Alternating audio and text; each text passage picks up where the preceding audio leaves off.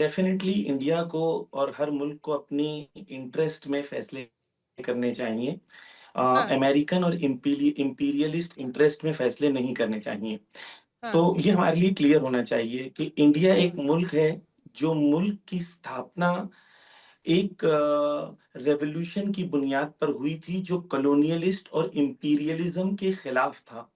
और हाँ। 1947 को इंडिया एक कॉलोनियलिस्ट पावर से आज़ाद हुआ था। आज वही कॉलोनियलिस्ट पावर्स पूरी दुनिया के अंदर अपनी गुलामी करवाना चाह रहे हैं और ये जंग है, ये एक जंग सेकंड बड़ी आपको जंग टोक रही हूँ, अमेरिकी हमले की राष्ट्रपति पुतिन ने निंदा की है।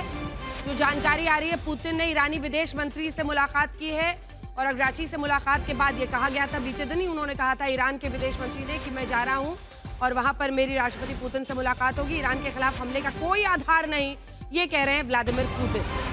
अपनी बात आप पूरी कीजिए, लेकिन आप फिर पॉइंट को मिस कर रहे जी, जी, हैं। कंप्लीट कर लूँ? आप जब फिर पॉइंट को मिस कर रहे हैं। 1940 आप ही से काउंटर क्वेश्चन है, अपनी बात को पूरी कीजिए आप, लेकिन काउंटर क्वेश्चन को सुन लीजिए जो मैं बता रही हूँ।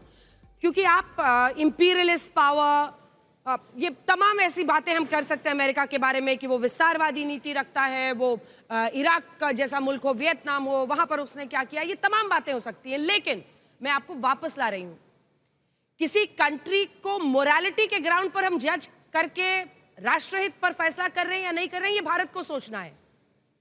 मुझे नहीं समझ में आ रहा, पता चल रहा कि आपको ये बात कितनी समझ में आ रही है, बट इंडिया इंटरेस्ट फर्स्ट, आप समझिए इस बात को। मुझे हम रक्षा सौदे अमेरिका से भी करते हैं, जी, हम तेल और रक्षा सौदे रूस से भी करते मैं हैं, हम ईरान के साथ भी आर्थिक रिश्ता रखते हैं, हम इजराइल के साथ भी रखते हैं।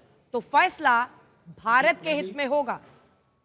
जी, मैं यही कह रहा हूँ, भारत के हित में हमारे लिए इम्पोर्टेंट है कि 1947 में जब हमें आज़ादी मिली तो महात्मा गांधी के सामने भी यही ऑप्शन दिया गया था कि इज़राइल को कबूल कर ले 1948 में।